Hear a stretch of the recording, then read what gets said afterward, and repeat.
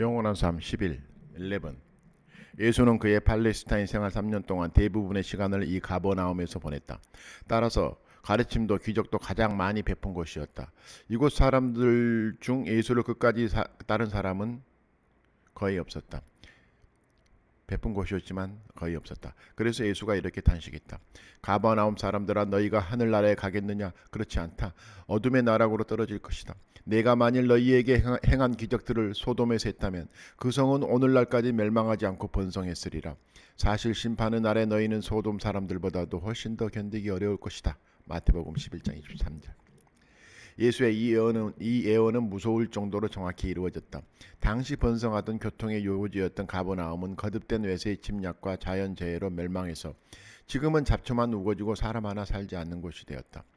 그저 예수의 자취를 찾는 순례객의 발길만 있을 뿐 가버나움도 이렇게 자기의 마지막 날이 있었다. 19. 초막절. 예수는 유대의 지배자들과 불필요한 충돌을 피하려 한동안 예루살렘에 가지 않고 갈릴리에서 주로 활동했다. 그러던 중 초막절이 다가왔다. 초막절은 우리의 추석에 해당하는데 유월절, 오순절과 함께 유대 3대 명절에 해당한다. 이 세 명절에는 유대인이라면 누구나 예루살렘 성전에 가서 하나님께 얼굴을 보여야 한다. 유월절, 오순절, 초막절. 그런데 예수의 동생들이 예수가 예루살렘에 가서 활동해야 한다고 종용하고 나서는 것이 아닌가? 이제는 이 지방을 떠나 유다로 가서 거기 사는 사람들에게도 기적을 보여줘야 하고 세상에 널리 알려지기를 바라는 사람이 이렇게 한 곳에 숨어 지내서는 안 되오. 어차피 이런 일을 하려면 세상의 모습을 드러내는 것이 옳소. 그들은 왜 예수에게 예루살렘으로 가라고 부추겼던가? 그들도 예수가 기적을 보이는 것을 목격했다.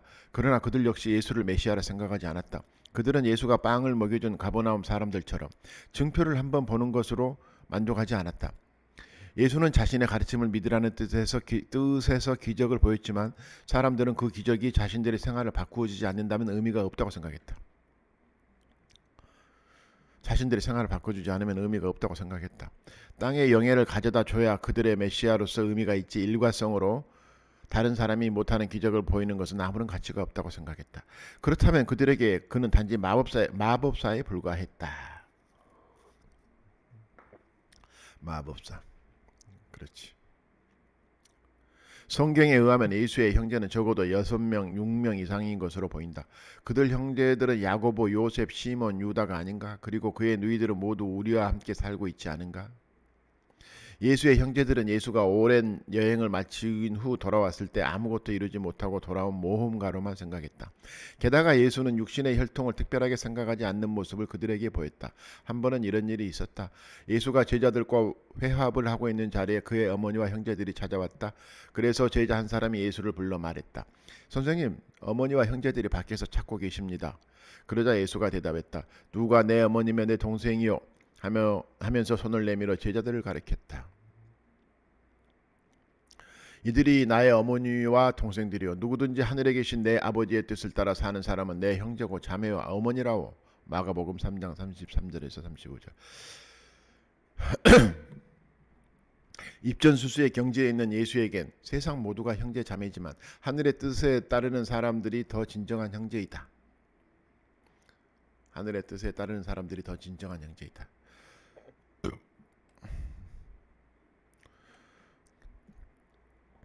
따라서 예수에게 비록 친형제일지라도 다른 사람보다도 더 특별한 존재일 수 없었다. 그런데 유대인들은 혈통을 매우 중시하며 특히 나사렛 사람들은 다윗의 자손이라는 자부심을 갖고 있었으니 가족보다 자기 제자들을 더 아끼는 예수를 형제들은 좋은 마음으로 보지 않았을 것이다. 그러므로 형제들에게 예수가 의미가 있다면 그것은 그의 덕을 보는 것뿐이었다. 그들의 내심은 이러했다. 예수가 자신의 말대로 하늘에서 온 사람이라면 예루살렘에 가서 그 지배자들을 그 발 아래 복속시키고 높은 자리에 올라 왕관을 써야 한다. 그렇지. 그렇다면 그들은 예수를 믿을 것이다. 왕관을 써야 한다. 하지만 예수가 아무리 기적을 보일지라도 자기들에게 부귀와 영화가 보장되지 않는다면 예수가 그들에게 아무 소용없는 존재인 것이다. 그러나 예수가 그들의 그러한 바람을 들어줄리 만무했다. 예수가 예루살렘에 가더라도 그것은 현세의 왕국을 세우기 위함이 아니라 그 꿈을 깨라고 가르치기 위해 가는 것이다. 게다가 예수와 함께 다니는 사람들은 위험에 처할 수 있었다. 만일 바리새인들의 표적이 된다면 예수가 보호해 줄 수 없을 때 예수의 제자들처럼 목숨을 잃을 수도 없었다.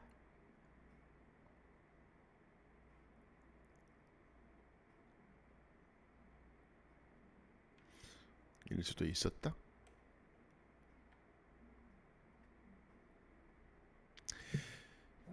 지금은 내가 갈 때가 아니다. 세상은 나를 미워한다. 세상은 나를 미워한다. 그들의 악함을 내가 증언하기 때문이다. 그러나 너희는 언제든지 가도 상관없다. 그러므로 너희끼리 가라. 나는 아직 때가 되지 않아서 이번에는 올라가지 않겠다. 이렇게 형제들을 보내놓고 예수는 얼마 후 홀로 예루살렘으로 떠났다. 사람들은 이 기록을 보고 예수가 형제들에게 거짓말을 한 것으로 생각한다. 하지만 예수가 말한 때는 그가 마지막으로 예루살렘에 입성할 때를 뜻했다. 그때 예수는 공개적으로 드러내놓고 입성한다. 예수는 초막절에는 은밀히 예루살렘 성으로 들어갔던 것이다. 한편 예루살렘에서는 사람들이 예수가 이번에 올 것인지에 대해 궁금해하고 있었다. 바리새인들이 무서워 공공연히 말하지는 못했지만 모두가 그의 얘기를 하고 있었다. 그는 진짜 메시아요 라든가 아니요, 그는 사람을 홀리는 마법사요 하는 말들이 수없이 오갔다. 초막절 행사가 시작되었을 때 예수는 보이지 않았다. 그러나 행사가 반쯤 진행되었을 무렵 예수가 호련히 성전뜰에 나타나 가르치기 시작했다. 사람들은 그의 말을 경청했고 바리새인들조차 내심 경탄하고 있었다. 이 사람은 정식으로 배운 적이 없다. 그런데 어디서 이런 지식을 얻었을까? 그들은 예수가 어디서 이런 지혜를 얻었는지 결코 알 수 없었다. 예수는 그들이 수군거리는 소리를 듣고는 말했다. 내 가르침은 하나님께로부터 온 것이요, 하나님 뜻에 따라 살고자 하는 사람은 누구든지 내가 하는 말이 하나님의 말씀인 줄 곧 알 수 있어. 나는 내 자신의 이름을 높이려고 가르치지 않소. 나는 오직 하나님의 이름이 빛나길 바랄 뿐이요. 그러므로 나의 가르침은 참되오. 그리고 나서 예수는 준엄어조로 말했다. 그대들은 모세에게 율법을 받았으나 그 법을 지키지 않는 사람들이 있어. 모세는 살인하지 말라 가르쳤어. 그러나 그대들은 어찌하여 나를 죽이려고 하는가? 그러자 바리새인들은 제풀에 놀라 소리쳤다. 당신은 미쳤군. 누가 당신을 죽이려 한단 말이오? 그러나 예수는 그들의 속마음을 들여다보고 있었다. 그대들은 내가 38년 된 병자를 고치자 깜짝 놀랐던 것이요, 그리고 그것을 인정하기 싫었어. 그러므로 내가 안식일에 병자를 고쳤다고 내게 화를 내고 있는 것이요. 그러나 모세는 안식일만 정한 것이 아니요, 할례식도 제정했어. 그래서 그대들은 안식일에도 할례만은 해도 된다고 생각하오. 그러나 안식일에 아프지도 않는 몸의 일부분을 잘라내는 것은 아무 상관없고, 온몸이 병들어 아픈 사람을 고치는 일은 죄가 된단 말이요. 다른 사람의 죄를 물을 때는 공정하게 심판해야 하는 것이요. 이 말은 너무나 명백한 것이라 바리새인들은 무엇라 대꾸할 말이 없었다. 그러자 그들 중 한 사람이 그들의 궁지에 몰린 처지를 구하러 나섰다. 저 사람은 우리가 처형하기로 한 사람 아니요? 그런데 왜 제 마음대로 떠들게 놔두는 거요? 설마 산헤드린도 저 사람을 그리스도로 인정하는 건 아닐 테지? 그리스도가 오면 어디서 오는지 아무도 모른다고 성경에 쓰여 있어. 그런데 우리는 저 사람이 어디서 왔는지 잘 알고 있지 않소? 이 사람의 말은 바리새인들의 생각을 그대로 대변하는 것이었다. 이 말을 들은 예수는 큰 소리로 말했다. 그렇소, 저 사람의 말이 맞소. 여러분은 내가 누구인지 어디서 왔는지 잘 알고 있어. 내가 누누이 말해왔기 때문이요. 나는 진리의 하나님께로부터 왔어. 여러분은 그분을 모르지만 나는 잘 알고 있어. 내가 그분께로부터 왔고 그분이 나를 보내셨기 때문이요. 바리새인들은 이제 더 이상 참지 못하고 예수를 잡으러 달려들었다. 그러나 아무도 예수에게 손댈 수가 없었다. 바리새인들이 예수에게 다가서지도 못하고 우왕좌왕하고 있는 모습을 보고 군중 속에서 이런 말이 들려왔다. 진짜 그리스도가 온다 해도 저분보다 더 많은 표정을 보일 수 있을까? 바리새인들은 이 말을 듣고 성전 경비병들을 부르러 보냈다. 예수는 한마디 말을 남기고 그 자리를 떠났다. 여러분은 곧 나를 볼 수 없게 되어 나는 나를 보내신 분께 돌아갈 것이요. 그때 여러분은 나를 찾을 것이요. 그러나 나를 다시 볼 수 없어. 내가 가는 곳에 여러분은 올 수 없기 때문이요. 이 수수께끼와 같은 말에 사람들은 할 일 없이 말했다. 저희가 어딜 간다는 걸까? 우리 동포들이 많이 사는 그리스로 가서 가르치려나?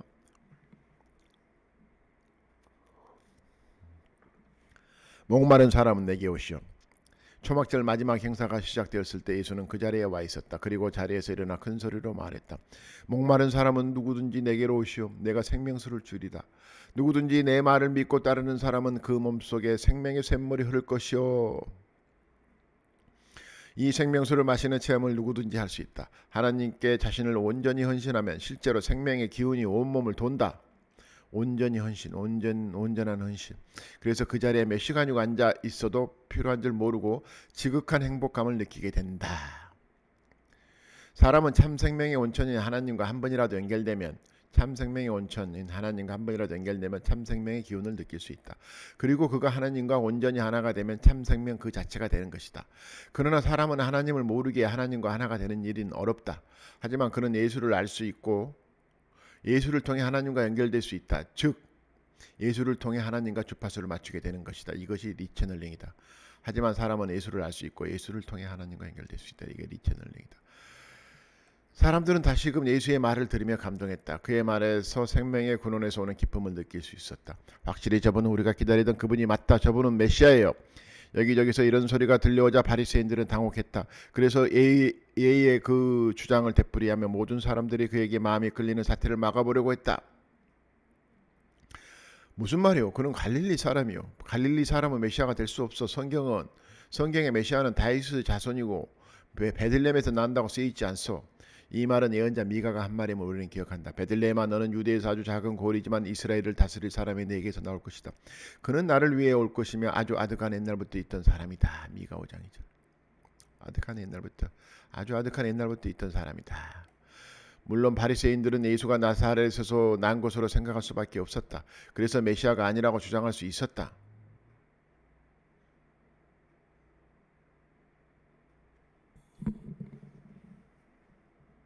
사실 이 문제는 오늘날에도 논쟁거리가 되고 있다. 누가복음에서 예수가 베들레헴에서 태어났다고 기록한 것은 미가의 예언과 일치시켜 예수를 메시아로 만들기 위해 누가복음의 저자가 꾸며냈다는 것이다.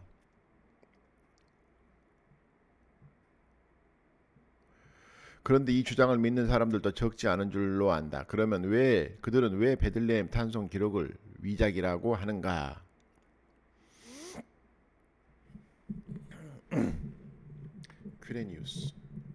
퀴레니우스.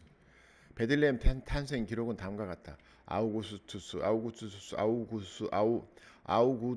황제는 로마 제국 전역에 인구조사 칙령을 내렸다.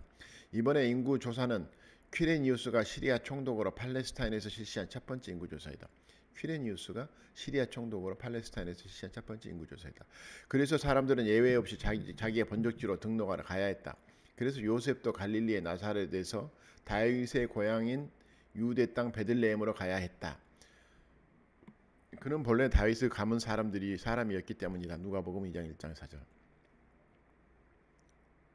이 기록이 위작이라고 주장하는 이유는 두 가지다. 첫 번째, 이번에 인구조사는 퀴레니우스가 시리아 총독이었을 때 실시한 첫 번째 인구조사였다라는 구절 때문이다. 유대 역사서인 요세푸스의 유대 고대사에 의하면 퀴레니우스는 기원 5년 6년에 시리아 총독이 되면서 바로 그 해에 인구조사를 실시했다고 되어 있다. 그렇다면 예수는 기원 6년에 태어난 것일까? 그러나 복음서에는 예수가 헤롯 왕의 시대에 태어났다고 되어 있다. 헤롯 왕은 기원전 4년에 죽은 공식 기록이 있다. 그가 예수가 태어난 것을 보고 영아 살해의 지시를 내렸다 했으니 앞뒤가 맞지 않는다.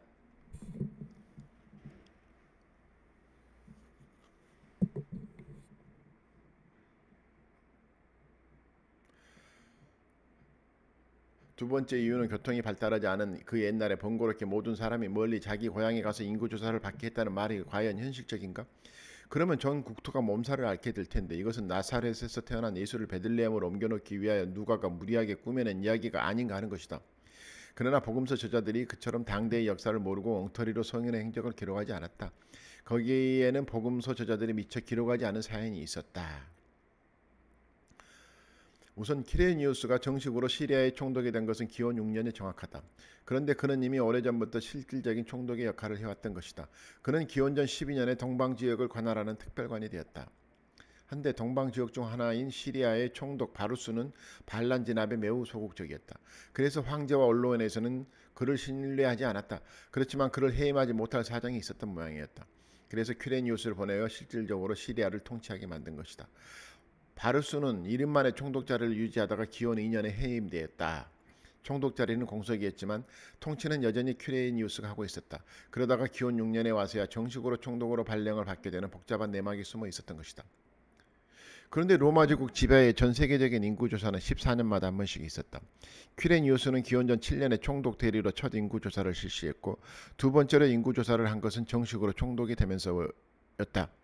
그래서 누가가 이번에 인구조사는 퀴레니우스가 시리아 총독으로 실시한 첫 번째 인구조사였다라고 한 것이다. 첫 인구조사를 할 때 명령서가 퀴레니우스 이름으로 내려왔으니 사람들은 그를 시리아 총독으로 생각했던 것이다. 또한 성경에 기록된 관직명은 라틴어에서 영어를 거치면서 거듭 번역이 되었으니 오늘날의 관직 개념과 똑같아 할 수 없으니 누가가 관직명을 잘못 기록했다고 하기도 어렵다. 기원전 7년이면 예수의 탄생 연도로 추정되는 기원전 6년과 조금 차이가 난다. 하지만 당시에는 인구조사와 같은 전국적인 일이 진행되는 데는 시간이 걸렸을 것이다. 그리고 인구조사 명령을 실제로 이행할 유대왕 헤롯 1세는 정신적으로 매우 불안정한 상태에 있었다. 처자식이 반역을 일으켜 극형에 처한 다음 자신도 자살을 기도한 지 얼마 되지 않았던 것이다.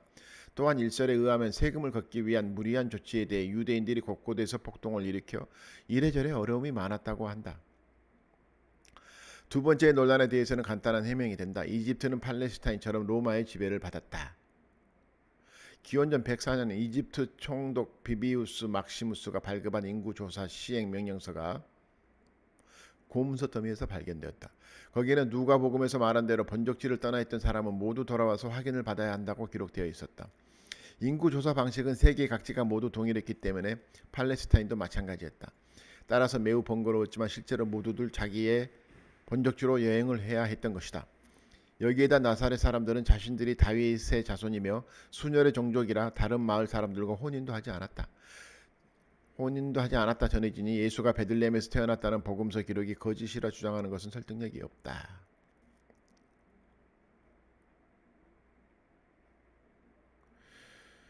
메시아는 누구인가?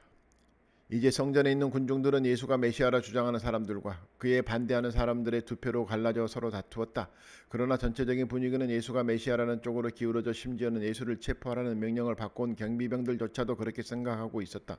그래서 그들은 빈손으로 제사장들에게 와서 말했다. 우리는 그렇게 말하는 분을 본 적이 없습니다. 이 장면을 보면서 우리는 낮은 위치에 있는 사람들이 높은 신분의 사람들보다 정말 더 마음이 맑은 것일까 하는 의문을 갖게 된다. 그 답은 긍정적이다. 사람들은 많이 가질수록 애착이 강해지고 영혼의 눈이 흐려진다. 사람들은 많이 가질수록 애착이 강해지고 영혼의 눈은 흐려진다. 땅에 대한 집착이 더욱 강하다. 그들은 좋은 장난감이 너무 많으므로 불타는 집을 빠져나오기 어려운 것이다. 그러므로 모두가 그렇게 할 수는 없다. 모두가 그렇다고 할 수는 없으나 그의 영혼이 가난한 생을 택했다면 하늘나라에 보다 가까이 있다 할 수 있겠다. 그들은 좋은 장난감이 너무 많음으로 불타는 집을 빠져나오기 어려운 것이다. 그러므로 모두가 그렇다고 할 수는 없으나 그의 영혼이 가난한 생을 택했다면 하늘나라에 보다 가까이 있다 할 수 있다. 화가 난 제사장들과 바리새인들은 경비병들에게 욕을 했다.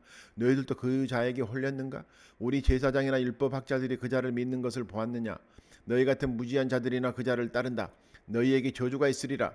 그 험악한 자리에서 예수를 변호하는 사람이 있었다. 그는 니고데모 바로 그 사람이었다.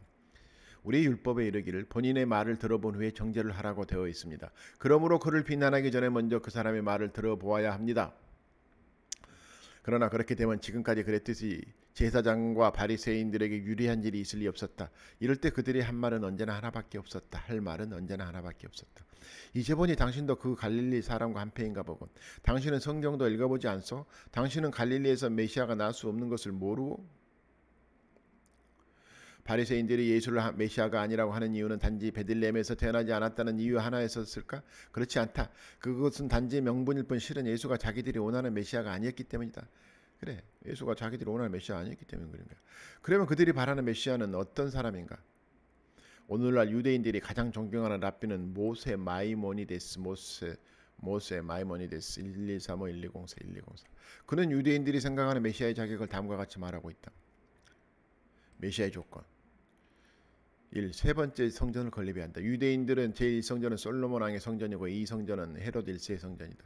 이 성전은 모든 외세의 침략으로 파괴되었다. 그래서 세 번째 성전을 건립하는 사람이 메시아다. 세계에 흩어져 있는 모든 유대인들을 이스라엘 땅으로 불러 모아야 한다.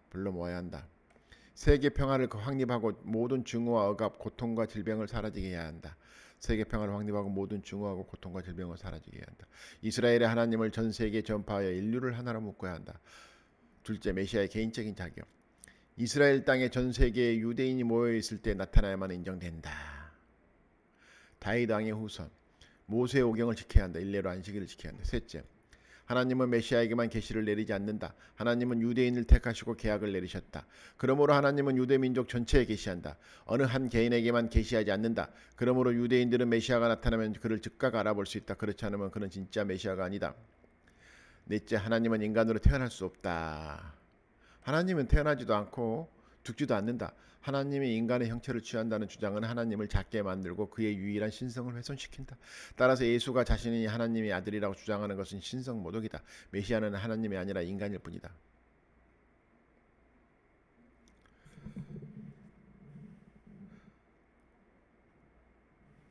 하나님이 인간의 형체를 취한다는 주장은 하나님은 작게 만들고 그의 유일한 신성을 훼손시킨다. 모세벤 마이모니데스.